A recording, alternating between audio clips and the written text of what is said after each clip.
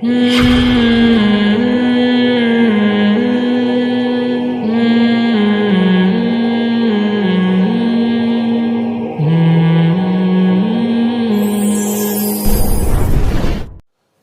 سوال کراچی سے امبرین یہ کرتی ہیں کہ کہتے ہیں کہ چھپکلی کو مارنے کے بعد غسل کرنا ضروری ہوتا ہے، اس کی حقیقت کیا ہے؟ نہیں، اس کی کوئی حقیقت نہیں ہے، چھپکلی کو مارنے کے بعد غسل کی کوئی ضرورت نہیں ہے۔ جی بہت شکریہ۔ کشمیر سے فیصل یونس پوچھ رہے ہیں کہ گھر میں جو مچھلیاں رکھی جاتی ہیں کیا ان کا پانی ناپاک ہوتا ہے؟ نہیں، جو جانور پانی کے اندر ہی رہتے ہیں تو ان کی وجہ سے، ان کی بیٹوں کی وجہ سے پانی ناپاک نہیں ہوتا۔ جو پانی کے اندر ہی رہنے والے جانور ہیں، تو جب تک باہر سے کوئی گندگی پانی میں ناپاکی نہیں جائے گی، پانی کو پاک ہی سمجھا جائے گا۔ جی جی۔ حافظ عابد جی پوچھ رہے ہیں کہ کیا مردوں کے لیے بال رنگنا صحیح ہے؟ 40 سال کی عمر کے بعد مرد ہو یا عورت، اس کے لیے کالا رنگ استعمال کرنا ناجائز حرام ہے، اور 40 سال سے پہلے مرد ہو یا عورت، اس کے لیے کالے رنگ کا استعمال کی گنجائش ہے، اور 40 سال کے بعد کالے رنگ کے علاوہ کوئی بھی رنگ لگا سکتے ہیں، چاہے مرد ہو یا عورت۔ اس میں یعنی مردوں یا عورتوں کا کوئی فرق نہیں ہے، 40 سال کے بعد آپ بلیک کلر کے علاوہ کوئی بھی کلر لگا سکتے ہیں۔ اگلا سوال یہ ہے کہ ہم آئی بروز نہیں بنواتی کیونکہ اس سے منع کیا گیا ہے، البتہ ہم تھوڑی خوبصورتی کے لیے زائد بالوں پر بلیچ کر لیتے ہیں، کیا ایسا کرنا صحیح ہے؟ انہوں نے یہ کہا ہے کہ بلیچ کر لیتے ہیں، تو بلیچ کرنے سے کیا ان کا کلر چینج ہو جاتا ہے؟ اگر وہ وائٹ ہو جاتے ہیں کلر ان کا، ایسا ہو رہا ہے کہ وہ نظر ہی نہیں آتے دیکھنے میں، تو میں نے تو تلاش کیا، مجھے کہیں اس کا جزیہ نہیں ملا، لیکن یہ پھر بالوں کو کلر کرنے میں آئے گا، تو بالوں کو بلیک کلر کے علاوہ آپ کر سکتے ہیں، لیکن اگر اس سے مقصد یہ ہے کہ بلیچ کرنے سے وہ بال اس جگہ سے غائب ہو جاتے ہیں تو وہ پھر وہ اسی بال توڑنے کے حکم میں ہی ہے، وہ بھی ناجائز ہے۔ جی اگلا سوال اقرا ملتان سے پوچھ رہی ہیں کہ کیا عورتیں غیر ضروری بال صاف کرنے کے لیے بلیڈ استعمال کر سکتی ہیں؟ جائز ہے، مگر خواتین کے لیے بلیڈ استعمال کرنا بالوں کو صاف کرنے کے لیے مکروہ اور ناپسندیدہ عمل ہے، خلاف سنت ہے۔ نبی صلی اللہ علیہ وسلم نے خواتین کو جو بال صاف کرنے کے لیے جس چیز کو سنت قرار دیا وہ بلیڈ کا استعمال نہیں ہے، پاؤڈر ہے یا کوئی بھی ایسی کریم وغیرہ کے ذریعے بال صاف کیے جائیں۔ جی اگلا سوال اٹک سے عبداللہ پوچھ رہے ہیں کہ جوائنٹ فیملی سسٹم میں شرعی پردے کی تفصیل بتا دیں، یعنی چہرہ، آواز اور کپڑوں وغیرہ کا پردہ کس حد تک ہوگا؟ جوان عورت کے لیے جوائنٹ فیملی میں بھی پردہ فرض ہے، اور چہرے کا پردہ بھی فرض ہے اس پر۔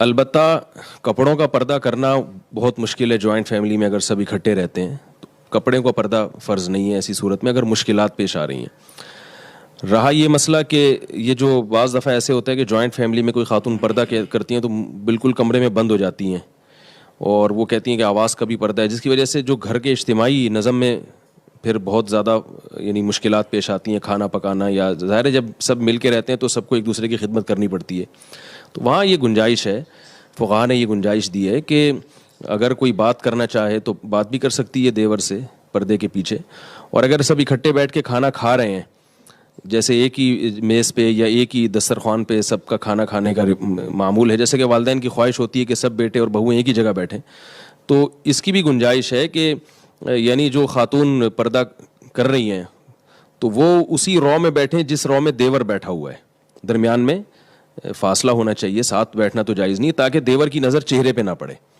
اور دیور کو بھی چاہیے کہ احتیاط کرے۔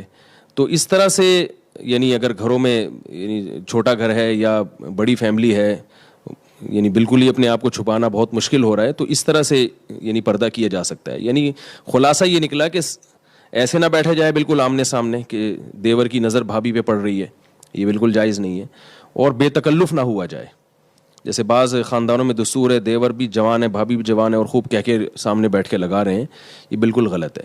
تو کوئی ضرورت کی بات ہو تو کی جا سکتی ہے، سفر سے واپس آئیں تو سلام بھی کیا جا سکتا ہے، خیریت بھی ایک دوسرے کی پوچھی جا سکتی ہے، اور اکٹھے بیٹھ کے یعنی ایک ہی دسترخوان پہ کھانے کی بھی گنجائش ہے، لیکن میں نے بتایا کہ آمنے سامنے نہ ہو، تو جن سے پردہ ہے وہ نامحرم تھوڑا سا فاصلے پر ہوں، اور یعنی بالکل چہرے پہ نظر نہ پڑے، ایسی یعنی ترتیب سے بیٹھا جائے، تو یہ انشاءاللہ اس میں گنجائش ہے۔ اور امام ابو یوسف رحمہ اللہ تعالیٰ کے نزدیک اس کی بھی گنجائش ہے کہ خواتین جو آٹا وغیرہ گوندنے کے لیے، برتن دھونے کے لیے اپنی کلائیاں کھول لیتی ہیں، تو اس پہ اگر کبھی نظر پڑ جائے تو وہ بھی انشاءاللہ معاف ہے، کیونکہ خواتین کو یہ ضرورت ہے کہ اپنی آستینیں اوپر کرنی پڑتی ہیں، کلائیاں کھولنی پڑتی ہیں کھانا پکانے کے لیے، برتن دھونے کے لیے. تو جوائنٹ فیملی میں رہتے ہوئے اس کی بھی گنجائش ہے کہ ضرورت سے اگر وہ اپنی کلائیاں کھول لیتی ہیں تو اس گنجائش پر بھی عمل کیا جا سکتا ہے. جی بہت شکریہ. اگلا سوال ڈیرہ غازی خان سے محمد طاہر کا ہے. وہ پوچھ رہے ہیں کہ رسم و رواج کی اسلام میں کیا حیثیت ہے، وضاحت فرما دیں. ان کے سوال بہت ہی مبہم ہے کہ رسم و رواج کی. رسم و رواج کچھ تو ایسی ہیں جو سنت نہیں ہے لیکن اس کو لوگ دین سمجھتے ہیں، تو اس کو پر تو بدعت کا گناہ ہوگا. کچھ رسم و رواج ایسی ہیں کہ جن سے یعنی جیسے نکاح کی رسومات ہیں یا میت کی رسومات ہیں، اس کو لوگ دین تو نہیں سمجھتے لیکن وہ ایسی رسومات ہیں کہ ان کی وجہ سے مرنا بھی مشکل ہو گیا اور شادی بیاہ بھی مشکل ہو گئی. یعنی ہم نہ اور بچوں کی پیدائش کے موقع پہ جو رسومات ہوتی ہیں، یعنی پیدائش بھی مشکل، پھر شادی بھی مشکل اور مرنا بھی مشکل. تو آج کل خرچے کے بغیر لوگ کوئی کام نہیں کر رہے. تو ایسی رسومات جس کی وجہ سے لوگ کسی بھی مشکلات میں پڑ رہے ہوں، تو وقتی طور پہ مزہ تو بہت آتا ہے ان رسومات میں. یعنی جیسے ہو رہا ہے ہمارے معاشرے میں بہت ساری رسومات ہیں، مزہ تو بہت آتا ہے لیکن اس کا معاشرے پہ منفی اثر پڑ رہا ہوتا ہے، لوگ تنگ آ رہے ہوتے ہیں. تو ان رسومات کو وہ بھی ناجائز ہوں گی، ان پہ بھی گناہ ملے گا، کیونکہ شریعت کبھی بھی ایسی کوئی وقتی انٹرٹینمنٹ کو پسند نہیں کرتی جس کی وجہ سے معاشرے پہ منفی اثرات پڑ رہے ہوں.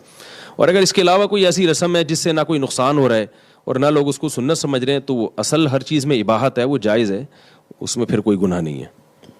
اگر ان کو کوئی خاص رسم پوچھنی ہے تو یہ دوبارہ سوال کر سکتے ہیں. اگلا سوال یہ ہے کہ کیا نفلی قربانی میں ایک حصے میں 2 آدمی شریک ہو سکتے ہیں؟ نہیں، قربانی چاہے نفلی ہو یا واجب، ایک حصہ ایک ہی آدمی کی طرف سے ہوتا ہے. 2 شریک ہو گئے تو کسی کی بھی قربانی نہیں ہوگی. جی بہت شکریہ مفتی صاحب کا. اب ہم اگلے چند سوالات کے ساتھ حاضر ہوتے ہیں مفتی محمد حسین خلیل خیل صاحب کی خدمت میں. مفتی صاحب آپ سے ہمارا پہلا سوال یہ ہے کہ کیا سنت غیر مؤکدہ پڑھنے کا طریقہ وہی ہے جو سنت مؤکدہ کا ہے؟ بسم اللہ الرحمن الرحیم. جی ہاں، دونوں میں کوئی خاص فرق نہیں ہے. جیسے کہ سنت مؤکدہ میں 4 رکعات میں سورۃ فاتحہ کے ساتھ سورت ملانا لازم ہے، تو غیر مؤکدہ میں بھی ایسا ہے. البتہ یہ ہے کہ سنت غیر مؤکدہ جس کو نوافل کہا جاتا ہے عام زبان میں، تو اس میں پہلے قعدہ میں اگر درود شریف پڑھا جائے اور تشہد سے آگے کچھ دعائیں بھی پڑھی جائے تو اس سے سجدہ سہو لازم نہیں ہوتا. بلکہ بعض فقہاء نے تو یہ لکھا ہے کہ بہتر یہ ہے کہ پہلے قعدے میں بھی تشہد، درود اور پوری دعائیں پڑھ کر پھر باقی 2 رکعتوں کے لیے کھڑا ہوا جائے نوافل میں. تو جبکہ سنت مؤکدہ میں اگر تشہد سے آگے درود شروع ہوا اور آگے اللہم صلی علی محمد تک پڑھا گیا تو پھر اس پہ سجدہ سہو لازم ہے. تو اس حکم میں فرق ہے، باقی کوئی خاص فرق نہیں ہے. نیت کے حوالے سے بھی کوئی بڑا فرق نہیں ہے، اس لیے کہ نیت دونوں کی اگر مطلق نماز کی نیت کی جائے تو نوافل بھی اس سے ادا ہو سکتی ہے، سنت مؤکدہ بھی ادا ہو سکتی ہے.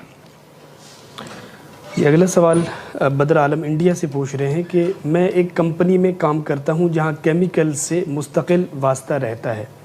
حفاظت کی غرض سے ماسک پہنتا ہوں. کیا نماز کے وقت اسی پر سجدہ کر سکتا ہوں یا نہیں، جبکہ اس کی وجہ سے ناک اور زمین کے درمیان ماسک کا کپڑا آ جاتا ہے؟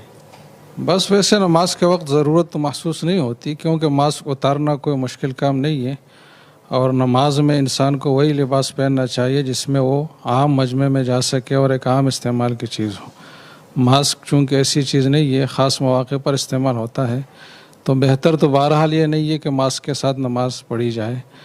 البتہ اگر پڑھ لی تو اس وجہ سے جو ان کے ذہن میں ایک شبہ ہے کہ سجدہ زمین پر نہیں لگے گا، ماسک کا درمیان میں حائل ہوگا، تو اس وجہ سے کوئی فرق نہیں پڑتا نماز پر، نماز ہو جائے گی. البتہ بہتر بہرحال یہ نہیں ہے. جی بہت شکریہ. اگلا سوال سید